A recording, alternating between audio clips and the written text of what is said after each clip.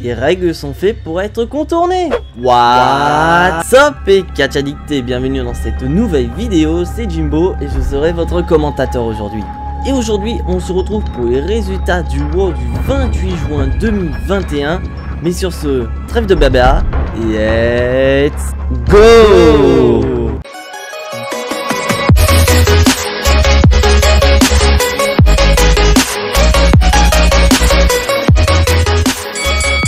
Le show commence avec nos officiels de la WWE, Adam Pearce et Sonya Deville. Et ces derniers nous annoncent que ce soir, dans le main event, 3 catcheurs qui ont perdu la semaine dernière lors des qualifications pour Money in the Bank auront une nouvelle opportunité pour se qualifier pour ce fameux match de la mallette. Est-ce que ce sera la moitié des champions par équipe, le phénoménal AJ Styles, ou encore celui qui veut contourner les règles et obtenir une nouvelle opportunité au titre de la WWE détenue par Bobby Lashley, Drew McIntyre, ou encore le 14 fois champion du monde, le prédateur ultime de la WWE, le tueur de légende, Randy Orton. Sauf qu'Adam Pearce et Sonya Deville nous annoncent que Randy Orton est absent, il ne pourra pas catcher. On sait pas pourquoi, mais on nous annonce, voilà, que Randy Orton est retiré du match de qualification. Voilà la dernière chance pour Randy Orton. Et ce sera une bataille royale qui va démarrer, qui va ouvrir le show. Et le vainqueur obtiendra donc la place de Randy Orton et sera dans le main event. Mais d'un coup, nous avons le partenaire de Randy Orton, Widow, qui arrive et qui donne un petit mot, voilà, un petit peu.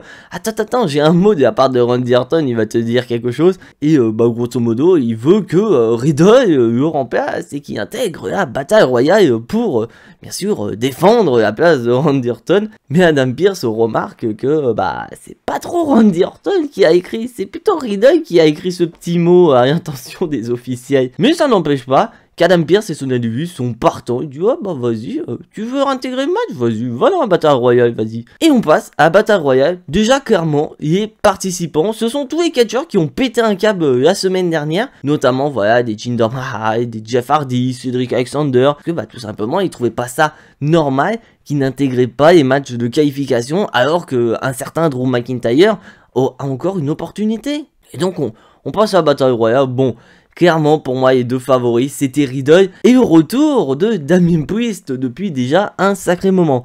Donc, séquence phare de cette bataille royale, c'est notamment avec l'élimination d'Akira Tozawa. Parce que je vous rappelle qu'Akira Tozawa est le champion 24/7. Et donc, il y avait des catcheurs comme Drew Gulak ou encore R-Truth. Donc, ils en ont profité, voilà, pour faire un petit enchaînement de tombées pour devenir plusieurs fois 24/7 champion. Mais le problème, c'est qu'on a perdu l'attention de la bataille royale. Et nous avons eu aussi Omos qui est intervenu et qui à lui seul a permis à Jinder Mahal d'éliminer Ivar et Eric des Viking Raiders. Parce que je vous rappelle que Omos et AJ Styles sont les champions par équipe de WoW et que ces derniers vont affronter, je ne sais pas quand, les Viking Raiders pour défendre leur titre par équipe de WoW. Et puis surtout que les Viking Raiders sont intervenus la semaine dernière. Donc Omos voulait se venger. Et à finale, c'est Matt Riddle contre Damien Priest. Et je pensais que Damien Priest allait remporter le match. Et non, c'est Riddle qui remporte le match. Et donc intègre à nouveau, on va dire, le match de qualification de la dernière chance en représentant Randy Orton. Et Riddle demande clairement à ce que on joue la musique de Randy Orton. Et Riddle célèbre en posant comme Randy Orton. Et on passe au premier match féminin de la soirée, Shayna Baszler contre notre super héroïne du côté de WoW, j'ai nommé Nikki Cross. Et à noter que avant le match, on avait Shayna Baszler qui était en train de se préparer psychologiquement notamment, parce que il y a toujours l'aura d'Alex Abyss qui est présent autour de Shayna Baszler, Nia Jax et Reginald. Bien sûr à noter que quand les trois catcheurs sont partis, clairement, nous avons Alex Abyss qui était derrière, qui était en train de regarder. Donc est-ce que Alex Abyss va intervenir dans le match? Et on passe au match, et effectivement, Alex Abyss est intervenu. Et vraiment, toute l'attention était autour d'Alex Abyss. Et donc Alex Abyss est intervenu et s'est occupé de Nia Jax et a porté un énorme coup dans les boules à papa de Regina. On n'aura peut-être pas de Regina Junior malheureusement. Et le match se termine de la même manière que Nikki Cross a fait la semaine dernière pour obtenir son opportunité pour la mallette, c'est-à-dire avec un re-up. Et d'ailleurs, spoiler alert, c'est le seul re-up de la soirée. Nikki Cross ressort très forte, une nouvelle victoire pour Nikki Cross et la streak continue. Mais par contre, Shayna Baszler n'est toujours pas respectée. Et maintenant, on passe à la séquence des main eventers du côté de Raw. Nous avons Kofi Kingston qui nous fait un résumé des épisodes précédents. Il nous résume ce qui s'est passé la semaine dernière entre Bobby Lashley et Xavier Woods dans la cellule de l'enfer. Et il nous dit clairement que il y a des moments où tu es amené à changer du bon comme du pire. Et malheureusement, il a changé il a changé de la pire des manières quand il a vu que MVP il est rentré dans la cellule de l'enfer après le match et qu'il a vu Xavier Woods se faire démonter et que Kofi Kingston malheureusement était impuissant devant ce massacre. Et d'un autre côté, nous avons MVP qui vient avec toutes ses femmes et qui clairement se fout de la gueule de Kofi Kingston en disant clairement qu'il n'a pas ce qu'il faut pour aller affronter Bobby Lashley et que Bobby Lashley lui fera ce que Brock Lesnar lui a fait il y a de ça quelques années à SmackDown, c'est-à-dire grosso modo de battre en même pas 10 secondes à Money in the Bank. Mais d'un autre côté, Kofi Kingston rappelle également qu'il a battu le champion de la WWE, Bobby Lashley, et que justement, en tant que champion de WWE, Bobby Lashley est censé être présent et non demander des vacances. Alors que Kofi Kingston, quand il était champion de la WWE, pendant 6 mois, il était toujours présent, il était même allé en Afrique pour montrer que tout le monde peut réussir, mais qu'après derrière, il défendait sa ceinture. Donc Kofi Kingston montre une opposition totale entre 8 champions WWE et Bobby Lashley, champion WWE. Et après ça, ça part en cacahuète parce que à la base, MVP devait affronter Kofi Kingston, mais MVP dit clairement, mais ça fait 6 mois que j'ai une douleur à la jambe, que je suis blessé, j'ai pas toujours le feu vert des médecins pour venir catcher, mais ça n'empêche pas Kofi Kingston de porter un Trouble in Paradise sur MVP. Et d'ailleurs, spoiler alert, Bobby Lashley n'est pas présent lors de ces épisodes de Raw. Bon, maintenant on va aller du côté Evolution. Nous avons un match tag team entre Asuka et Naomi contre Eva Marie et Doudrop. Apparemment, ce qui s'est passé la semaine dernière, c'est l'histoire ancienne, clairement. Et donc, on passe au match. Très clairement, c'est du Eva Marie tout craché, où vraiment, Eva Marie laisse Doudrop commencer le match, et à un moment donné, Doudrop a voulu faire le tag, parce que elle était KO, mais Eva Marie fait ce que Doudrop fait la semaine dernière. C'est-à-dire qu'elle a refusé le tag. Mais ça n'a pas empêché que Doudrop est restée très forte. Elle a quand même réussi à battre à elle toute seule Asuka et Naomi. Elle a quand même battu 2 anciennes championnes quand même. C'est pas n'importe quoi. Mais ça n'empêche pas Eva Marie de s'accorder tout le mérite. Elle n'a pas catché, elle n'est pas rentrée dans le ring, mais elle annonce que la gagnante de ce match est Eva Marie. Et bien sûr, à la surprise de Doudrop, Doudrop n'est pas très contente quoi. Elle a quand même fait tout le boulot. Mais d'un côté, c'est Eva Marie qui ressort très forte avec tout le mérite, clairement. Donc est-ce que cette histoire va continuer? Est-ce que Eva Marie va continuer à s'accorder les mérites de Doudrop et que Doudrop, toujours aussi bête, va continuer à être aux côtés d'Eva Marie alors que tout simplement Eva Marie s'est bouillée de service? Ça, seul le temps nous donnera la réponse à cette question.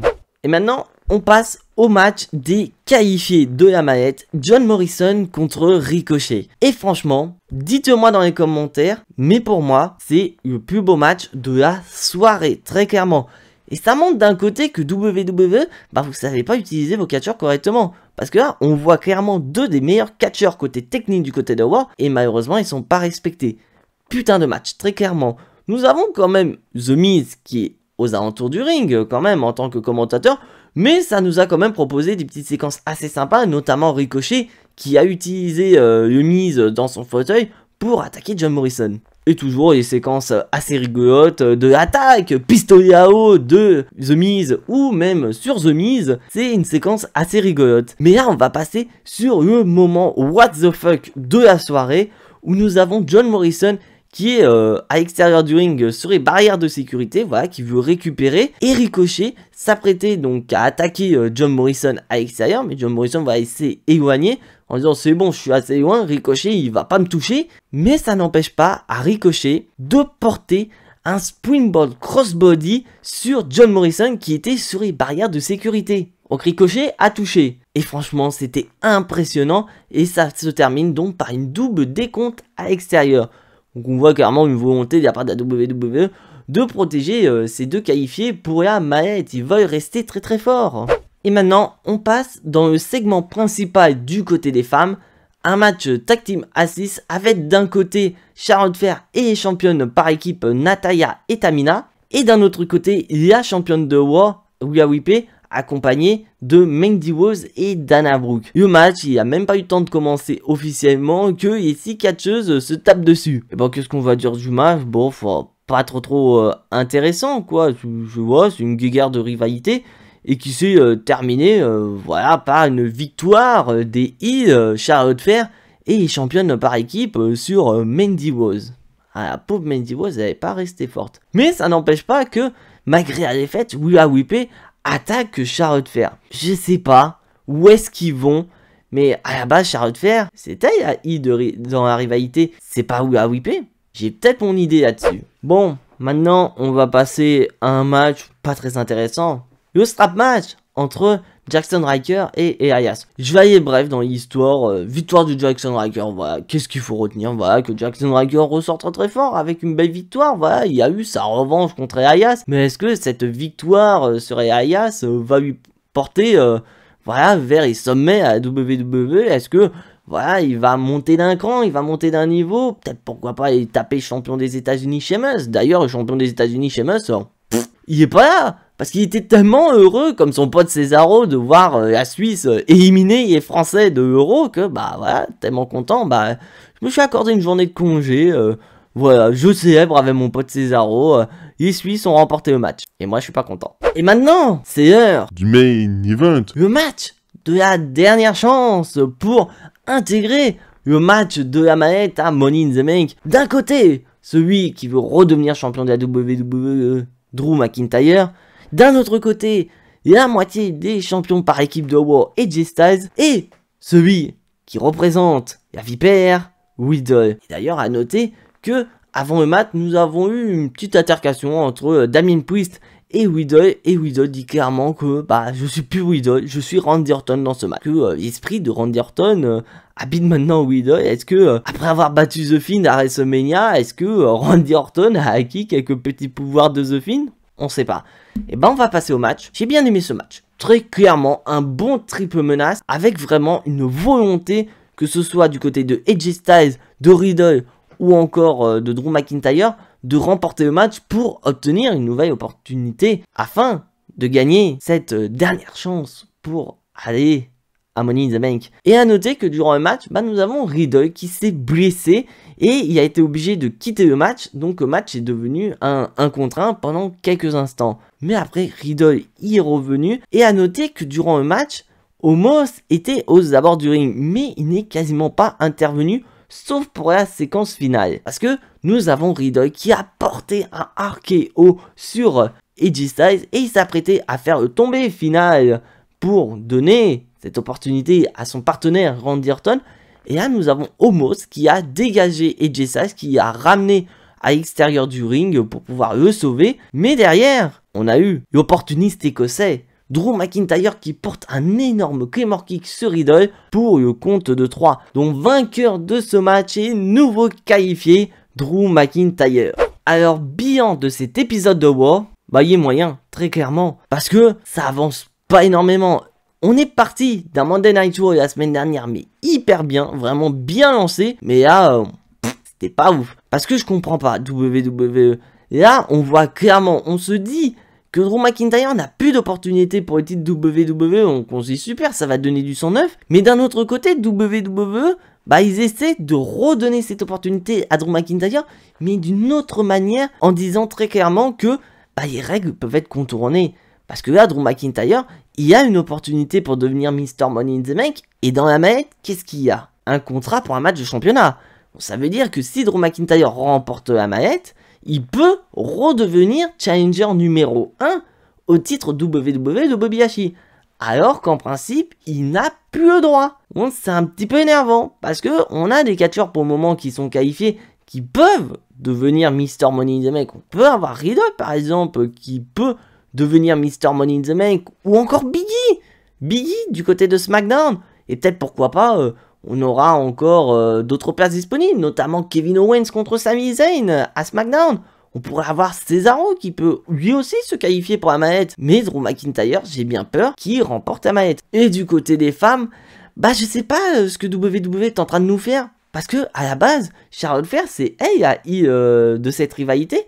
Mais là, Rhea Ripley se comporte vraiment comme une heel. Est-ce que WWE a une volonté de faire tourner heel petit à petit Rhea Ripley durant les épisodes de Raw et concrétiser son heel turn lors de Money in the Bank pour pourquoi pas préparer un énorme match à SummerSlam? Ça, je vous laisse en débattre dans les commentaires du côté de Drew McIntyre et du côté de Rhea Ripley. Donc voilà, c'est tout pour ces résultats de Raw. Bon, bien sûr, si tu n'es pas abonné à la chaîne, je t'invite à t'y abonner juste ici, à activer la petite cloche pour être notifié des prochaines vidéos et surtout lâcher un maximum de pouces bleus qui font énormément plaisir à la chaîne. Et donc on se retrouve prochainement pour une nouvelle vidéo, mais en attendant, soyez tous très fiers d'être des catch addicts et n'oubliez pas que le catch c'est la vie, le catch c'est la meilleure chose qui soit, le catch vie. C'était Jimbo, je vous fais à tous des gros bisous et à la prochaine.